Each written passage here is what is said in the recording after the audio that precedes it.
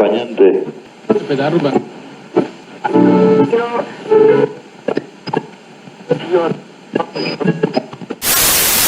Cero horas, 0 minutos.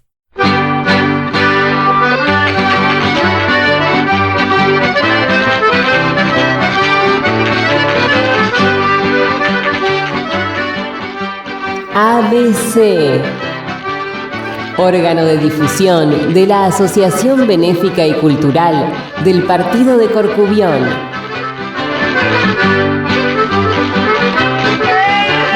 Idea y producción, Daniel Alejandro Pasos.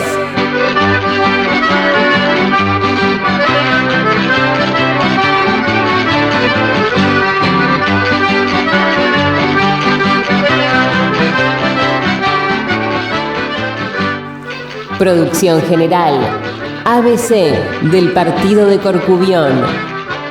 Buenos Aires, Argentina.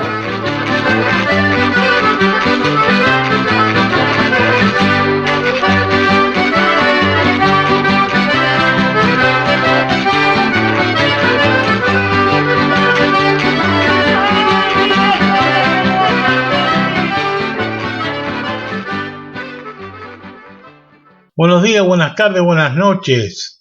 ¿Cómo les va? Un programa más. Ya el número 60, de nuestra querida radio ABC. ¿Quién diría, que vamos creciendo semana a semana? Iba a decir día a día, pero la verdad que es la ansiedad, porque me gusta tanto hacer este programa que me gustaría casi hacerlo casi todos los días. Pero bueno, semana a semana vamos creciendo y haciendo grande un poquitito más la cultura da nosa terra, de allá, da Costa da Morte, ese rinconcito que es nuestro rinconcito, que es a Costa da Morte. Hoy un programa maravilloso y exclusivo para una persona muy importante que es técnico de cultura del Concello de C y además es licenciado en Geografía e Historia de la Universidad de Santiago de Compostela. Él se llama Víctor Castiñeira y es un amigo de la casa, ya que él estuvo viviendo un tiempo en la República Argentina, especialmente en el sur, y es ahí donde se dio la oportunidad de poder hacer un libro maravilloso, el cual nos va a contar en la misma entrevista, y además nos va a contar un poco cómo está C hoy, cómo está esa ciudad tan grande que hoy se ha transformado en la ciudad más importante de toda Costa da Morte. Así que bueno, los vamos a dejar con la entrevista hoy en exclusiva, pero además primero le vamos a hacer un avisito y después empieza la entrevista. Ahí nos vemos. Hasta luego.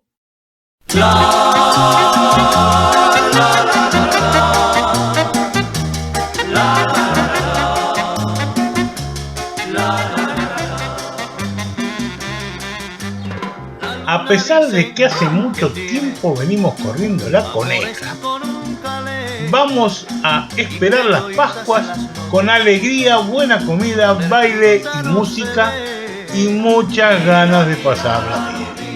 ¿Dónde? ¿Y dónde va a ser, mis amigos? En el ABC del Partido de Corcubión, en la calle Juan Carlos Cruz, 1871 Vicente López. Vamos a hacer nuestra comida de Pascua, donde va a estar la orquesta Agora Junto. Y de menú, ¿qué menú? Canelones, bondiola de cerdo con guarnición, postre, café, bebidas y como siempre la yapa, debe haber algo más. Así que eso lo reservamos como sorpresa. ¿Cómo tienen que venir? Como siempre, con barbijos y vacunados. Esto es el domingo 3 de abril a las 13 horas. Repito, domingo 3 de abril a las 13 horas. Campo Corcubión, Juan Carlos Cruz, 1871 Vicente López. Repito, Juan Carlos Cruz 1871 Vicente López. Era lo que era antes la calle Bartolomé Cruz, que ahora es Juan Carlos Cruz 1871. Todos saben ni de memoria. Escúchenme, ya les comunico. Para las reservas, por favor, no se olviden. Llamen al 155 618 7713. Repito, 155 618 7713. No llamen a la sede que está en obra. Todavía seguimos así haciendo la reforma. Así que los esperamos el domingo 3 de abril en el Corcubión para festejar la Pascua con alegría y bailar un poco con Agora Juntos. No se lo pierdan. Venga. Qué guapa está, con su carita en polva. ¡Olé! Buenos días, buenas tardes, buenas noches tengan todos ustedes. Ya un programa más de Radio ABC, como todos los viernes. Este rinconcito de Acosta da Morte que nos lleva el ABC del partido de Corcubión, para todos aquellos que tenemos ganas de hablar lo que es la tierra de nuestros padres y nuestros abuelos.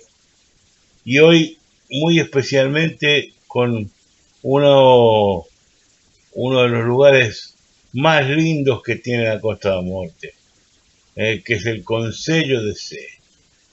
El Concello de Sé, que es ese gran concello y ese crecimiento que tuvo ese pueblo tan noble y tan grande, que hoy en día vendría a ser la ciudad más importante de toda la Costa da Morte,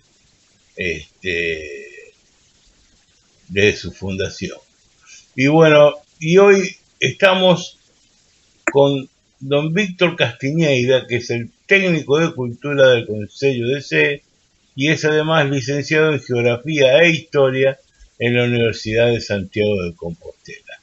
Muy buenos días o buenas tardes o buenas noches, Víctor, ¿cómo le va? ¿Cómo anda? Hola, moi boas tardes para vos, boas noites aquí en C, e unha aperta moi agarimosa para todos os oíntes e para todas as xentes da Costa da Morte que viven aí en Bos Aires.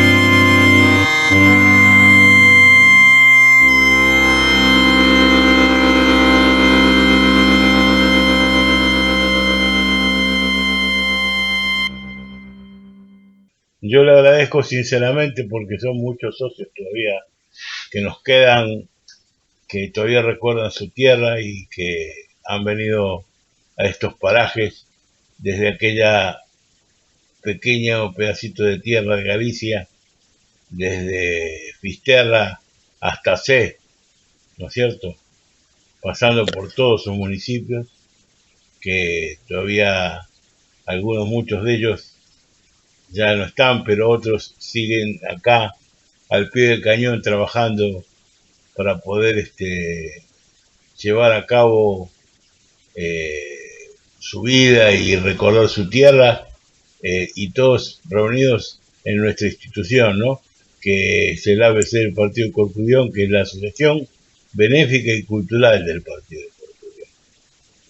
Así que bueno, a ver, yo quiero hablar con usted para que nos cuente un poco cómo está C y cómo es C.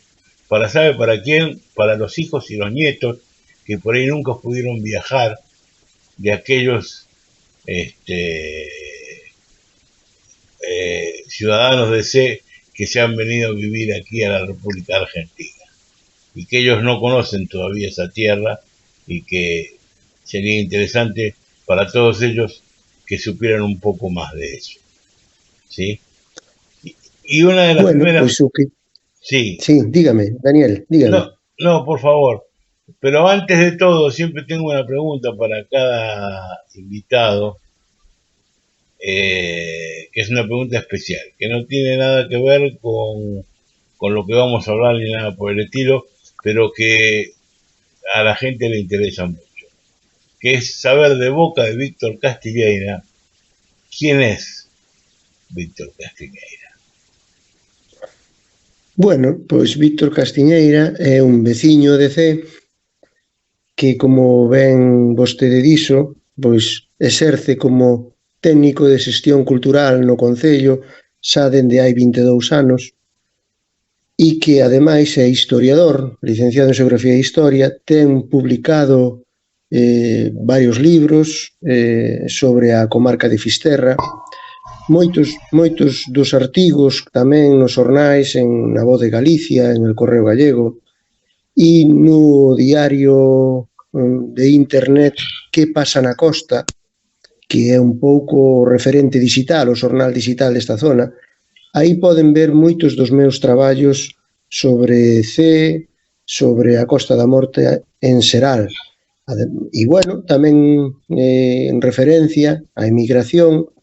Eu estiven aí na Argentina hai moitos anos xa, en Bos Aires e na Universidade Nacional da Patagonia, en Comodoro Rivadavia, e fruto dese viaxe pois surdiu a posibilidade de facer un libro que se titula Dun Finisterre a outro, a emigración galega na Patagonia, que publicou a Xunta de Galicia no seu momento e que se pode consultar en todos os centros bibliotecas galegas e tamén en internet, donde unha vez que regresen de aí, de Bos Aires e de Comodoro Rivadavia, aquí en Fisterra entrevistei a varios emigrantes retornados para completar un pouco a labor de campo que había feito ali.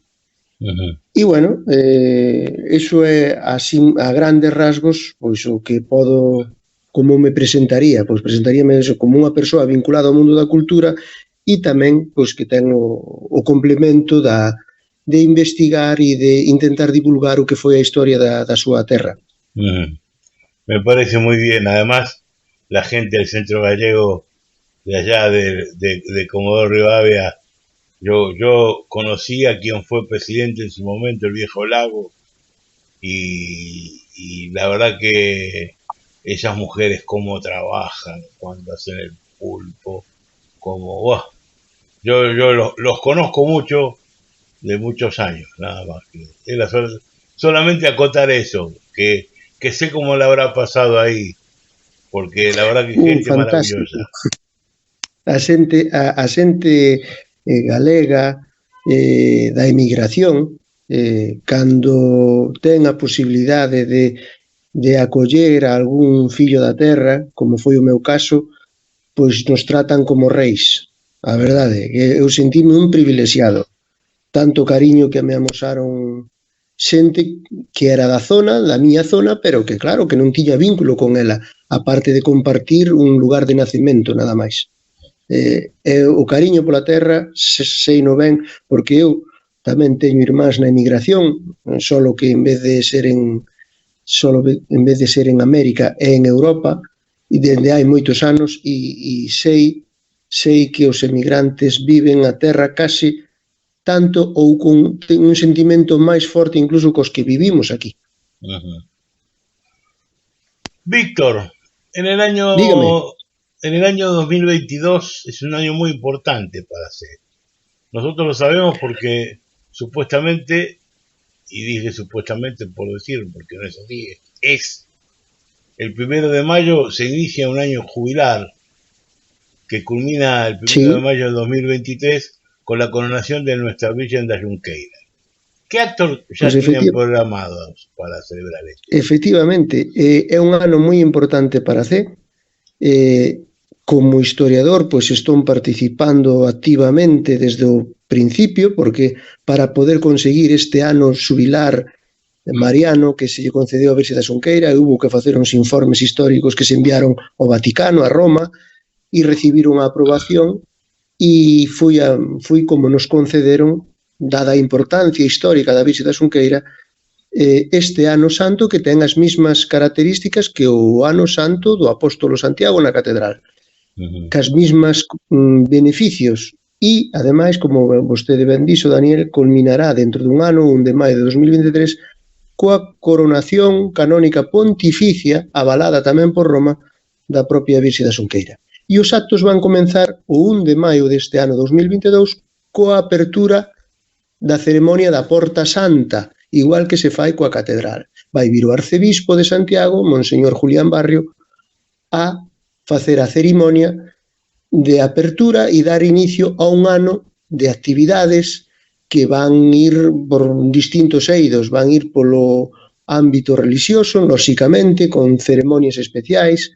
Na novena da Xunqueira deste ano está previsto que veñan predicadores de toda España, do santuario do Pilar de Zaragoza, da Macarena de Sevilla, de Madrid, de diferentes partes. Vai a participar corais a nivel nacional, de Ciudad Real, de Sevilla, tamén, por suposto, de Galicia. Vai haber concertos musicais, porque a igrexa, a parroquia da Xunqueira, pretende que este ano xubilar sea vivido por toda a vila de C, por todo o pobo de C, non só como un acontecemento religioso, sino como un acontecemento social, lúdico e de festa para todo o mundo.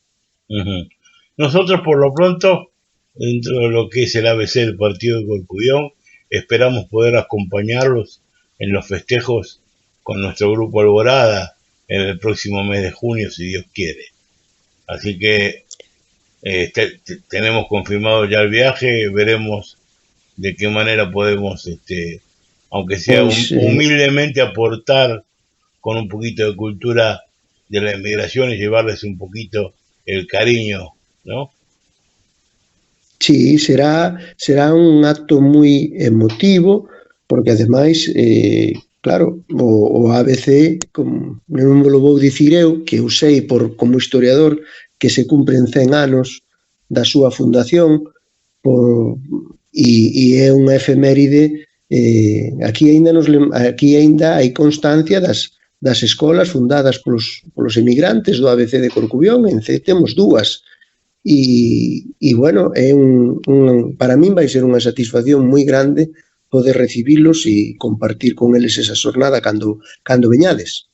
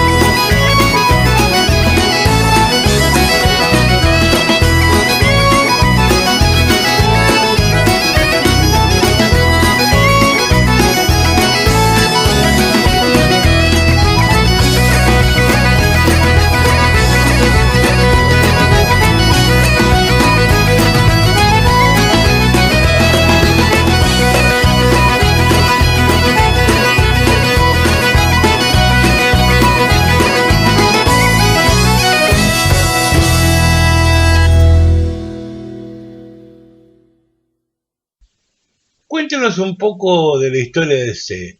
¿Desde cuándo en 1717 la Virgen Aparecida entre los juncos decide quedarse en el lugar hasta nuestros días? Bueno, teño que correxilo un pouco nada máis, un pouquiño. A fundación de C, bueno, a vila de C está considerada polos historiadores e polos investigadores como unha das máis antigas de Galicia. As primeiras referencias documentais que fan referencia ao lugar de C, non a vila como é hoxe, pois son de 1117. No século XII, polo tanto. Pero o que consideramos xa unha vila con certa importancia, temos que retrotraernos, pois, adiantar un pouquiño, finais do século XIV, principios do século XV, en torno a 1400, é cando se está construindo, finais 1390, 1400, é cando se está construindo a Virxe da Xunqueira, a igrexa parroquial de Santa María da Xunqueira. Antes deso, a xente de C vivía nos arredores un pouco alonsada do mar, hacia a zona de San Paio de Refosos. Isto é así, non pasa só en C, pasou en Fisterra, en Musía, en Corcubión. Na Idade Media, polos ataques que viñan por mar, de piratería, a xente vivía nos altos, un pouco retirado da costa. E será a partir do século XV, cando o comercio marítimo por mar xa é máis seguro, cando se funden as que hoxe coñecemos, as vilas como as coñecemos hoxe, tanto C, Corcubión, Fisterra, Musía, esas vilas pois son desa época. E a vila de C tivo sempre unha gran importancia por ser o lugar de residencia do arcediago de Trastámara. O arcediago de Trastámara é un cargo eclesiástico da Catedral de Santiago moi importante, está nos primeiros postos despois do arcebispo, e era o señor da vila de C, antigamente. Entonces, este feito axuda a entender que a igrexa da Xunqueira e a propia vila pois tuvera un desenvolvemento xa importante a partir do ano 1500. E a Virxe da Xunqueira, a lenda, como ben sabrán, como ben saben os nosos emigrantes, ao mellor os netos dos emigrantes pois non teñen a historia toda, pero bueno, hai unha lenda que conta que un barco estranxeiro refuxiouse na ría e unha vez pasada a tempestade, quedou tanta calma que non había maneira de poñerse a mar. Os barcos antes iban a vela, claro, e non había maneira de poder continuar a viaxe. Entón, depositaron na ría a imaxe da Xunqueira, que recollida por uns pescadores a acollerían como a patroa de C e lle levantarían a igrexa. Non deixa de ser unha lenda fermosa, pero unha lenda. O máis probable é que a imaxe da Xunqueira pois chegase de Europa, porque a imaxe da Xunqueira ten unha característica que é a diferencia de moitas outras virxes, e é que leva o neno Xesús no brazo dereito. E isto é unha característica moi especial porque é moi pouco habitual. Este feito de levar o neno no brazo dereito era habitual no século XV na zona de Flandes, en Centro Europa. E é moi posible que según viñan ricas telas e elementos litúrxicos de Flandes para a Catedral de Santiago e tamén para C, por ser, como vos dicen, a sede do arcediago de Trastámara, viñera a imaxe da Virxe da Xunqueira. Porque hay yo me voy a tomar una licencia y preguntarle si la Virgen Aparecida que hay en Brasil, que es la señora del Brasil, ¿tiene algo que ver con la Virgen Aparecida de C? ¿O no tiene nada que ver absolutamente? En principio non ten por qué. En España tamén hai outras 3 virxes, unha en Santander que tamén chaman a Aparecida, e outra en Salamanca, e despois está a Virxe da Xunqueira. En principio temos que ligalo pois con tradicións o feito da aparición, pero non creo que non deixa de ser pois un feito que se nos foi transmitindo desde os nosos ancestros, pero que realmente pois é complexo poder demostrar que a Virxe aparecera así como conta a lenda. Vale. Non a vincularía directamente ca de Brasil, que tamén a historia é moi parecida, porque tamén a recollen, apareciu nas redes dos pescadores. Exactamente. E aquí o curioso ven sendo que a historia repítese, e é que unha das cousas que se descubriu hai moi pouco tempo, hai moi recentemente, sempre de onde ven o nombre de C, non? Que C, aquí os que somos daqui, os que a xente da Costa da Morte, que falamos ca S e ca G, é C, é a vila de C, non? Pois é como se di, aínda que se escribe C. Na Idade Media, nos documentos antigos, aparece como C. E C, o que ven a significar na lengua celta, é porto, un porto natural, que é o que era C. Os comerciantes do século XV que traían as cousas de Europa nos barcos, antes de existir Corcubión xa existía C, e nos mapas das rutas marítimas de 1300 aparece xa C, e C é o que significa C, é eso, que é un porto, un lugar de abrigo, un lugar para descargar as mercancías. Entonces, claro, a lenda di eso, que son os pescadores os que atoparon, como no caso de Brasil, ¿no? Compartimos eso. Exactamente, pero yo tenía leído, o por lo menos mal leído en internet, o bueno, como dice usted, es nuevo la investigación del toponimio de la palabra C, pero que venía de cetáceo. Non, eso está máis claro no caso de... Por a fábrica de... No, claro, pero mire, eso está máis claro no caso de Cedeira. Cedeira, cerca de San Andrés de Teixido, ven de cetaria. Cetaria sí que é en latín referido ás baleas, non? Aquí, claro, se colliu C de cetus, que cetus é balea, pero é que, claro, o nome de C é antiquísimo.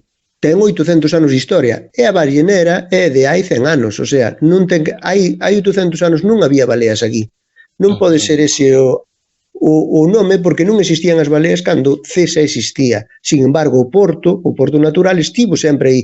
É un accidente xeográfico que é o que soían empregar para denominar os lugares, antigamente. Perfecto. Muy bien aclarado. Ya ahora, porque normalmente uno agarra la Wikipedia o esos lugares por ahí muchas veces. A Wikipedia é un problema. Es un problema muy grande. Hay veces que sí, la verdad que trae muchas veces más complicaciones que soluciones. Bueno, le voy a hacer una preguntita. La Villa de C tiene hijos notables como Domingo de Andrade y Fernando Blanco de Lema. ¿Quiénes fueron ellos y qué otros célebres personajes hay en la villa que podamos mencionar? Pues mire, Domingo Antonio de Andrade, do que pois dá a casualidade de que acabo de publicar un libro que se vai a presentar na cidade da Coruña o 31 deste mes de marzo e na vila de C o 9 de abril. Domingo Antonio de Andrade foi o arquitecto máis grande que deu Galicia e pódese comparar con un Leonardo da Vinci do Renacimiento. Foi unha persona inteligentísima para a súa época, foi un arquitecto prodixioso, pero non só arquitecto, foi escultor, porque fixo grandes retablos tanto para a Catedral de Santiago como para igrexas, entre elas a de C, e foi inventor, tratadista, escribiu un libro sobre un tratado sobre arquitectura, e el naceu en C en 1639, no século XVII, polo tanto, se criou na vila de C e viviu nela ata os 20 anos, e aí, unha vez que se casa, pois funda o seu fogar familiar en Santiago de Compostela e empeza a traballar como aprendiz nos obradoiros da catedral, que en ese momento estaba facendo a gran reforma, estábase convertindo a catedral románica na catedral barroca que conocemos hoxe.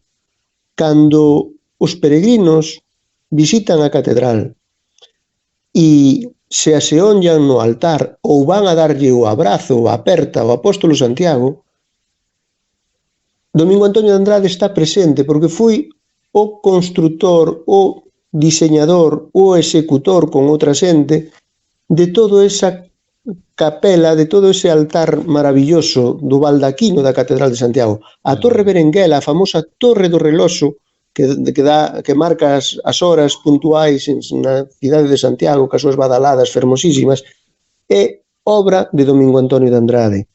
E no Museo do Pobo Galego, a fermosísima triple escaleira de caracol única no mundo é obra de Domingo Antonio de Andrade. Foi, desde logo, un portento para a súa época. E de Fernando Blanco de Lema, pois contarlle aos oíntes que estamos máis adiante no tempo. Fernando Blanco de Lema nace a finais do século XVIII e en 1809, que cando falamos da Xunqueira, pois non dixemos que a Xunqueira que veneramos hoxe, a que coñeceron ou a que coñecen os emigrantes en Bos Aires, que estén vivos e que saíran de Cee no século pasado, pois esa Xunqueira é contemporánea. A Xunqueira medieval foi queimada na invasión de independencia dos franceses no ano 1809. Queimaron unha vila de Cee e que destruíron a igrexa e se perdeu case todo, incluídos os retablos que había feito Domingo Antonio de Andrade, e se perdiu a propia Xunqueira. Hubo que facer unha imaxe nova que se fixo en Santiago no 1812. Como lle decía de Fernando Blanco, en 1809 el vivía ao lado da igrexa e a súa casa tamén foi incendiada polos franceses. Entonces emigrou, era o menor de 5 irmáns, e con 13 anos emigrou a La Habana, a Cuba, que era o lugar de emigración en aquel momento. Para a emigración a América, a Argentina, como ben sabedes, pois é xa do século XX, de principios do século XX. Pero no século XIX o lugar preferido polos galegos era Cuba. E el viviu toda a súa vida en Cuba, e cando morre en 1875, xa moi avanzado o século XIX, polo tanto, en 1875, morre solteiro, pero con unha gran fortuna, feita dos seus traballos en Cuba, ligados primeiro ás ferreterías e despois ligados sobre todo a inversións en bolsa co tema dos ferrocarrís que se estaba construindo en Estados Unidos e aí ganou moitos cartos. Entonces, el deixa toda a súa fortuna, ou a gran parte, casi toda a súa fortuna, non toda, pero unha grandísima parte, para a súa vila natal de Cee, para que se construíse un colexio de primeira e segunda ensinanza para formar aos nenos de Cee e da comarca. E ese Instituto Fernando Blanco, inaugurado en 1886, aínda na actualidade segue sendo centro de ensino e é un edificio majestuoso, e no seu momento pois foi un referente porque contaba cos avances máis importantes da época, de finais do século XIX. O primeiro teléfono foi no Colexio Fernando Blanco, o fonógrafo de Edison, os gabinetes de química, de ciencias naturais, fantásticos. Hoxe se pode contemplar parte dese legado pois no Museo da Fundación Fernando Blanco, que está na Alameda de Cee, ao lado da igrexa da Xunqueira. E hoxe en día, pois hai en Cee persoas moi destacadas, tamén, por suposto, nos campos do teatro, nos campos da cultura, da escritores, e aínda esta semana acaban de nomear a un ceense como é o doutor Francisco Blanco, que é un reumatólogo reconocido a nivel mundial, premiado en Estados Unidos, sendo o primeiro español que o consigue, premiado en Canadá, en México, dá conferencias por todo o mundo, é unha eminencia mundial, o acaban de premiar esta mesma semana para o seu ingreso na Academia de Medicina española, tendo que viaxar agora o 17 de maio a Madrid para ingresar e recibir o galardón. E, bueno, non sei que máis contarche, Daniel.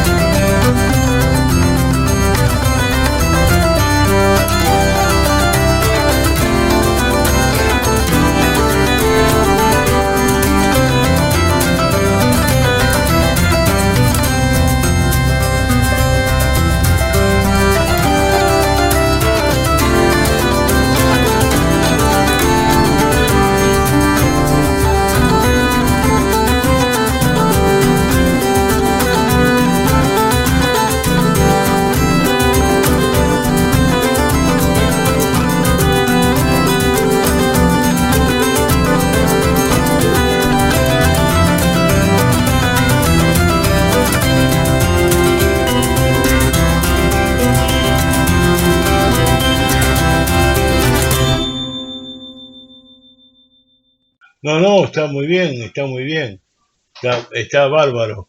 Pero yo de toda esta conversación que hemos tenido recién, veo una simbiosis muy grande entre Santiago de Compostela y C. Sabemos que también puede ser por el cargo que tiene en el eclesiástico de tanta importancia, pero eso debe haber algo Eso ten a más. súa razón. Eso ten a súa razón na historia, porque C dependeu ou estivo moi vinculado a Santiago de Compostela desde a súa fundación desde a súa fundación como vila importante, digamos, desde 1400, poñamos por caso, ata 1900, durante 500 anos, C dependeu moitísimo de Santiago, o sea, a relación era diaria, calquera cousa que relacionada co pago de impostos de exército, eso todo estaba vinculado a Santiago, na parte civil. E na parte religiosa, o feito de que o arcediano de Trastámara fora o señor da vila de C e que o arcediano de Trastámara, a súa vez, fora a terceira, a cuarta persoa no escalafón eclesiástico da catedral, hai unha conexión directa, unha relación directa. De Santiago viña a cera para a igrexa da Xunqueira, viña o aceite, comprábanse as figuras dos santos, o palio. Domingo Antonio de Andrade foi mestre de obras da Catedral de Santiago durante 30 anos e seguiu vinculado a C, e houve un continuo ir e vir de intercambio de persoas e de mercancías o ganado de C se levaba a feira a Santiago incluso. E despois non temos que olvidar unha cousa moi importante, que C está no camiño de Santiago. Ten unha tradición xacobea moi importante. Xa a finais do século XV, en 1490, se funda o primeiro hospital de peregrinos na vila de C. O hospital de peregrinos que subsistiu hasta o século XIX. O sea, os romeiros que unha vez que chegaban a Santiago continuaban o seu camiño hacia Fisterra e Musía, paraban en C para visitar a visita de Xunqueira e parar no hospital de peregrinos. Claro, Entonces hai unha relación histórica moi importante que agora, no século XX, perdeuse en favor da cidade da Coruña por razóns administrativas. Cando a creación dos concellos no século XIX, dos actuais concellos que existen agora, pois Santiago, que era a provincia administrativa máis grande de Galicia tiña 7 provincias daquela, pasamos ás 4 que conocemos agora de A Coruña, Lugo, Ourense e Pontevedra. As provincias de Santiago desapareceu, a de Mondoñedo desapareceu e a de Tui desapareceu. Claro, entón, antes eran 7. Antes eran 7, agora son 4, e C, administrativamente, que dependía de Santiago, pasou a depender da Coruña. Entón, pero iso xa é historia máis recente. Pero sí que históricamente C e Santiago estuveron moi unidos. E o siguen ahora a través do camiño de Santiago.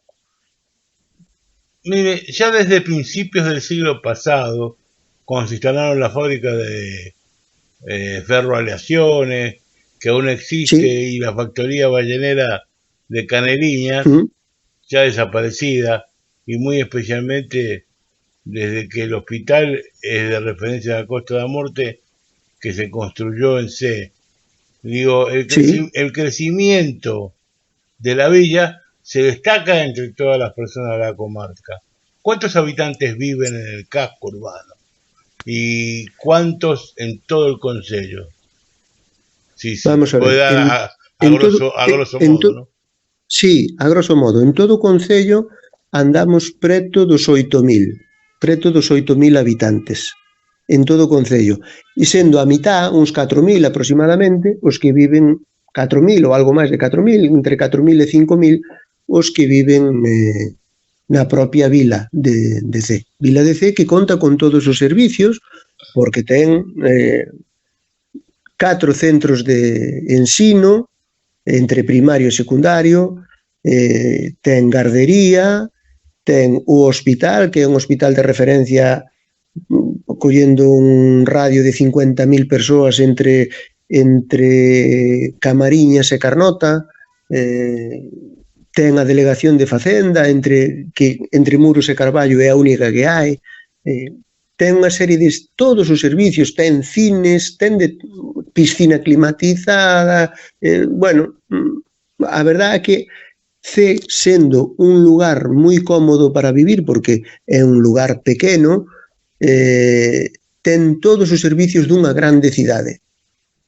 Eso é indiscutible e eso a xente o valora moito porque ten todo preto e todo con gran comodidade, sin ter que, agora afortunadamente os tempos de que os veciños de C ou de Corcubión ou de Fisterra ou de Dumbría pois falecían nun taxi ou nunha ambulancia camiño da Coruña, que estaba a 2 horas e media de tempo de desplazamento, eso agora non pasa, porque temos o hospital moi preto. E os nenos e as nenas xa non nacen nun taxi, nacen en C. Xa hai moitos anos, afortunadamente, que se cumplen este ano 25 anos da inauguración do Hospital Virxe da Xunqueira de C. De C, da Costa da Morte, vamos. Non é un hospital para C, é un hospital para todos. Pero bueno, temos a sorte os de C que o temos ao lado da casa. Todos los emigrantes tienen muchas ganas de escuchar muchas veces el nombre de sus ciudades, de sus pueblos. Me gustaría que nombrara los lugares o los pueblos de C, si es tan amable. Bueno, pois son moitos, son moitos, pero bueno, si que me perdoen os emigrantes, no sé si todos, si se me escapa algún, debe haber si se me escapa algún, debe haber alguno que es pero cabeza. Bueno, claro, en C como concello ten ademais 6 parroquias que son as seguintes unidades non administrativas, pero sí de poboación, e entonces pois C é a capital, que a súa parroquia da Xunqueira, pero pois está Santiago de Ameixenda, Santa Eulalia de Brens, San Esteban de Lires, San Xulián de Pereiriña e San Adrián de Toba. Eses son as 6 parroquias. Dentro das parroquias, a súa vez, hai lugares e aldeas. Pois en Ameixenda destacar Gures, que é onde está a factoría ballenera, os restos da antigua ballenera de Caneliñas. En Brens pois está un lugar, está os Camiños Chans, Berrose, Fadibón, as Pontellas, bueno, e seguro que me queda algún por atrás. En Lires pois está Canosa, Porcar, Tedín, Ruibo, porque de Lires foi o primeiro presidente da ABC, da ABC de Corcubión, Manuel Areas, alá pola súa fundación, que era DC. E en Pereiriña pois está Louvelos, Vilanova, Codesos, Chafarís, Morancelle. En Toba pois está Vilar, Guimareu, Estorde, cunha praia fermosísima, unha praia desde a que se ve o Cabo Fisterra, que é unha praia que no verán está sempre chea, ten o camping, é un sitio maravilloso, Estorde. E bueno, en C, pois está Sallas, que é o meu lugar de nacemento, está a Lagarteira, está a Granxa, está o Son, está Raíces, e así, pois, un montón de lugares que, bueno, que ao mellor para os ointes non lle din nada, ou sí que os teñen oído os seus pais ou os seus avós. Seguro. Pero bueno. No, es que me hace mucha ilusión escuchar la tierra donde nació por la radio. Sí, normal. Eu fágome cargo. Bueno, mire, hace 10 años, en una oportunidad, en el tour que hicieron la gente de Corcubión en el año 90, fueron recibidos por la alcaldesa de Sede en aquel momento y fueron a visitar la iglesia de la Virgen de Xunqueira y el museo de la Escuela Fernández Blanco, ¿no? Ambas visitas los dejaron con muy gratos recuerdos, sinceramente, se lo digo. Y nos impresionó, por lo menos por lo que nos contó el presidente, en ese momento nos impresionó el patrimonio de avanzada de la época de los elementos de enseñanza que están exhibidos en el museo. ¿Podría ampliar un poquitito al público de qué se trata el museo?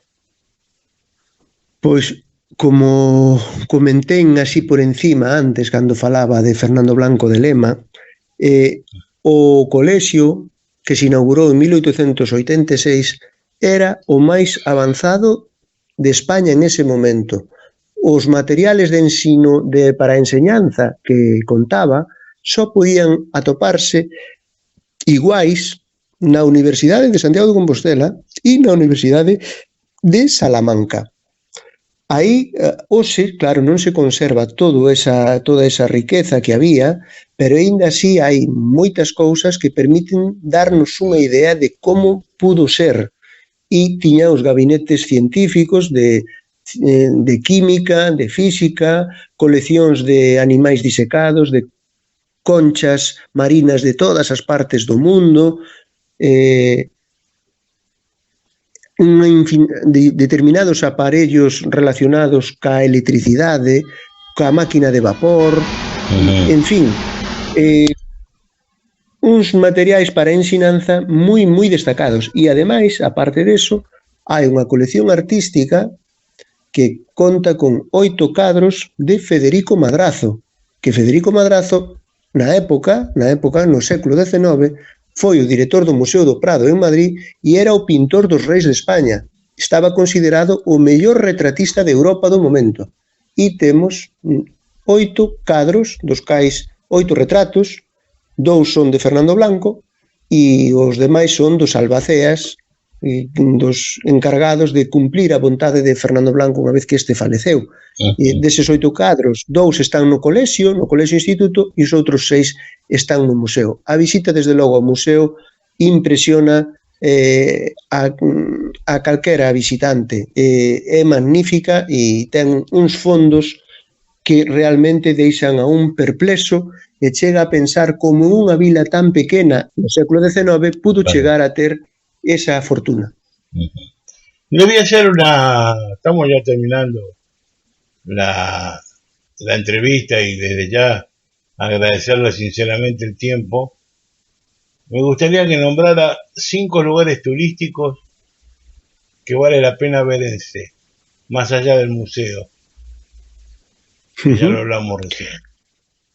Bueno, pois os visitantes que veñen a C non se poden perder a visita á parroquia de Lires, que está limitando con Muxía, e Lires ten unha praia e unhas vistas de sol impresionantes, unhas postas de sol. A posta de sol desde Lires é fermosísima e todos os veráns centos de persoas a diario van pola tarde, a últimas horas da tarde, a contemplar a posta de sol.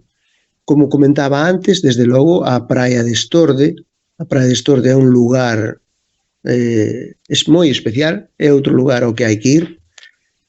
En San Pedro Mártir, que é no camiño de Santiago, é a entrada ao Concello de C, vindo dende Santiago, e camiñando desde San Pedro Mártir 1 quilómetro e medio por unha chaira, por unha llanura, se chega ao Alto da Armada, e o Alto da Armada, que está encima de C, é o primeiro punto desde Roncesvalles, que se di pronto, que os camiñantes, os peregrinos que fan o camiño tradicional, o camiño francés desde Roncesvalles, a primeira vez que divisan o mar é aí, no alto do cruceiro da Armada en C. E se divisa o mar, a ría de C, de Corcubión, e ao fondo se vislumbra o Cabo Fisterra. É unha vista maravillosa. É un sitio tamén moi fermoso.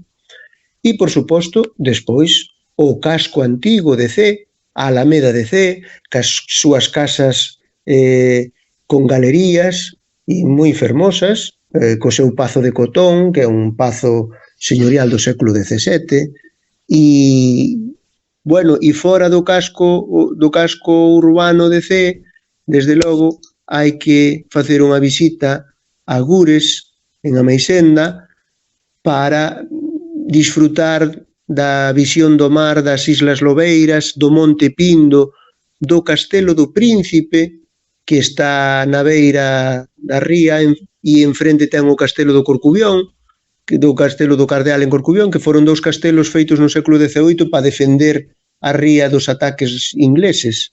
Desde logo, C ten moito paisaxe, moita riqueza histórica e patrimonial que ensinar aos visitantes.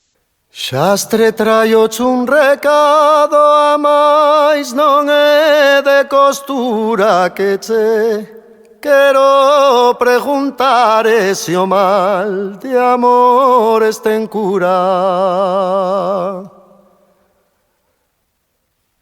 Si o mal de amores ten cura, mal de amores cura ten eu xa. Tiven mal de amores e non mos curou ninguén.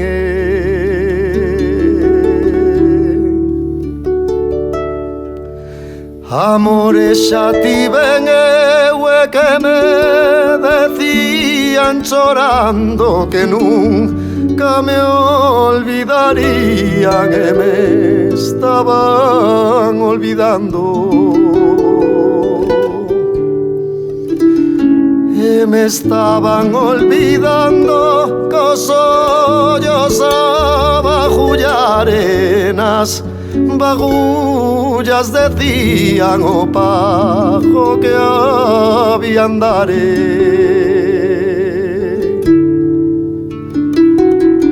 Amores que se gababan que me deixare daquela deixei no seu e correron a salabare. Correron a salabar, foron dreitos como xa foi noutro tempo quedou, cheme todo feito. Ai la la la la la la la la la la la la. Ai la la la la la la la la la la la la la.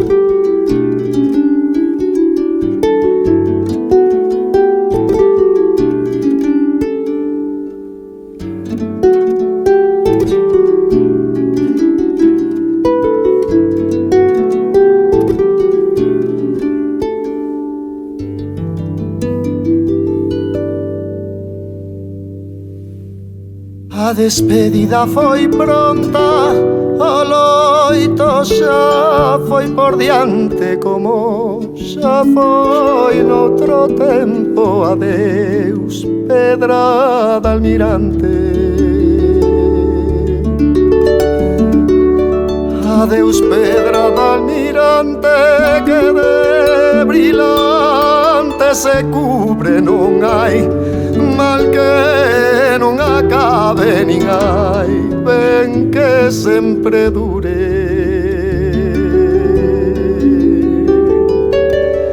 Non hai mal que non acabe, nin hai ben que sempre dure.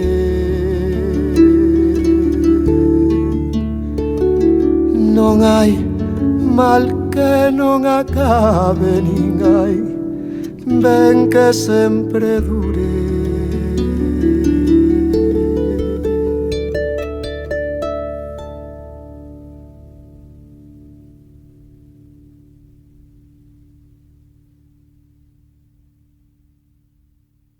Yo desde ya quiero agradecerle sinceramente. Me gustaría, si puede ser, lamentablemente no tenemos mucho tiempo, pero sí escuetamente, si puede, hay algo muy interesante, que por lo menos a mí me parece muy interesante, que sabemos, bueno, porque lo hablamos al principio, que ha estado en la Patagonia Argentina y junto a Alfredo Martín García han escrito un extenso y minucioso libro titulado De un fisterre a otro, que ya también lo hablamos al principio. Pero me gustaría que hablara un poquito de ese libro y cuál es la impresión que se ha llevado en la investigación que ha hecho, y los recuerdos que tiene de esa visita, aunque sea de alguna manera un poco abreviada. Os recordos desa visita son moi bonitos polo maravilloso trato que me dispensaron os galegos emigrados alí. Para min foi unha emoción moi grande, porque eu, cando salín daqui, eu iba para impartir unhas charlas, unhas conferencias na Universidade Nacional da Patagonia, pero descoñecía que había tantos veciños de Fisterra e desta zona emigrados alí. E alí dime conta por qué. Porque Comodoro Rivadavia, como todos ben sabedes aí na Argentina, era un pequeno lugar gandeiro que, buscando auga para os animais, en 1907 atoparon petróleo. E entón, da nada, se formou unha cidade moi importante e unha industria moi importante. Pero claro, nos principios non había porto non había infraestructuras para descargar todos os materiais que tiñan que ir mayoritariamente desde Bos Aires. E entón, o que facían era descargar todos estes víveres e materiais para construir as industrias, descargábanos en alta mar e despois trasladábanos ata a costa nas chatas, non? E Comodoro Rivadavia, a min o que me explicaron cando eu cheguei ali, que é coñecida en Argentina como a cidade do vento. Aquí na Costa da Morte, os de Fisterra sábeno ben, e os de C tamén temos moito vento. E os galegos rifábanos no porto de Bos Aires, cando vían a un galego, as empresas o rifaban para leválo para Comodoro Rivadavia, porque eran moi valerosos, moi traballadores, e fixeron todo ese traballo de descarga dos barcos ás chatas e acercar os materiales e os víveres a costa. E despois moitos dos que traballaron en esas primeiras labores xa quedaron alá. E por iso hai unha comunidade tan importante alá. Eu despois, unha vez que regresei, ali estudiei os arquivos da IPF, de Yacimentos Petrolíferos Fiscales, buscando as procedencias, porque o libro, como vostede ben dixo, está escrito por min e polo Alfredo Martín García, hoxe profesor de universidade, e Alfredo se centrou na parte xenérica da emigración española en xeral, e a parte galega a fixen eu. O que é todo os capítulos do libro dedicados á emigración de Galicia foron feitos por min, e despois, unha vez de volta, pois tiven a sorte de falar con xente en Fisterra, a que entrevistei, e preguntándolle, e me contaban as calamidades todas do viaxe dende de Fisterra a Coruña, e despois en Coruña montar en esos paquebotes, e o viaxe, pois como iban hasta Bos Aires, pois hacinados na cuberta do barco e pasando 1000 calamidades, non? E todo iso queda reflexado no libro. Entonces, eu a impresión que me levei é que os galegos estamos ben considerados e como honrados e como traballadores exemplares en todas as partes do mundo, tanto en Europa como en América, e Argentina, que foi un lugar de preferencia dos emigrantes galegos e dos desta zona, dos desta zona tamén, sobre todo, nas primeiras décadas do século XX, pois non iba a ser unha excepción. Donde vamos os galegos deixamos o pabellón moi alto. Eso é o que che podería decir, Daniel. Bueno, yo le agradezco, Víctor, la deferencia de habernos atendido y le mando un abrazo muy grande y en nombre del ABC del Partido Corcubión y de nuestro presidente, don Carlos Amejeira, le abrimos la puerta de la casa, que es nuestra casa, y le damos la bienvenida para cuando... Pois moi agradecido, e eu teño que enviarlle unha aperta moi grande de corazón a todos os teus ointes, a todas esas xentes que van escutar este programa, que escutan o teu programa todas as semanas, e nada, un cariño moi grande dende a terra, dende C, para todos os galegos que sexan da Costa da Morte ou de outras partes de Coruña, de Lugo, de Ourense e Pontevedra, que aí seguramente no centro tendes de todas as provincias. Un, de verdade, agarimoso abrazo para todos e esperando que os que podades vir no verán a Galicia, pois poder saludarvos en persona e enseñarvos C. Hasta a próxima, unha aperta. Gracias, hasta la próxima. ABC. Bueno, hasta acá llegamos por hoy. Fue una interesante entrevista con Víctor Castiñeira. Nos vemos la semana que viene.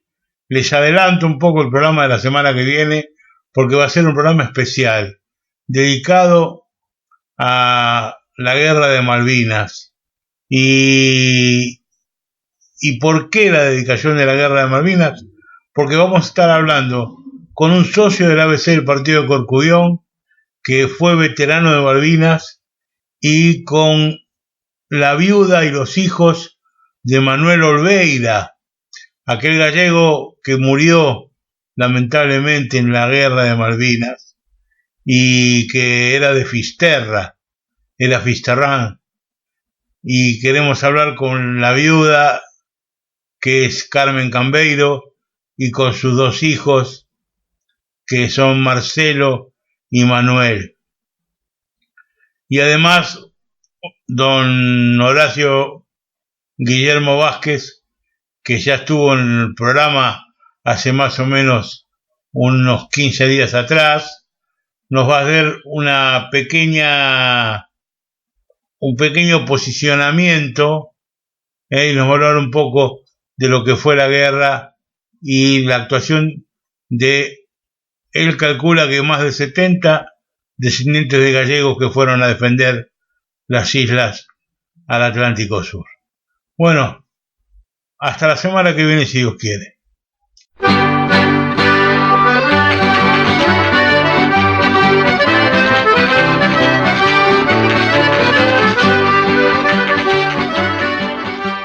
ABC, órgano de difusión de la Asociación Benéfica y Cultural del Partido de Corcubión. Idea y producción, Daniel Alejandro Pasos.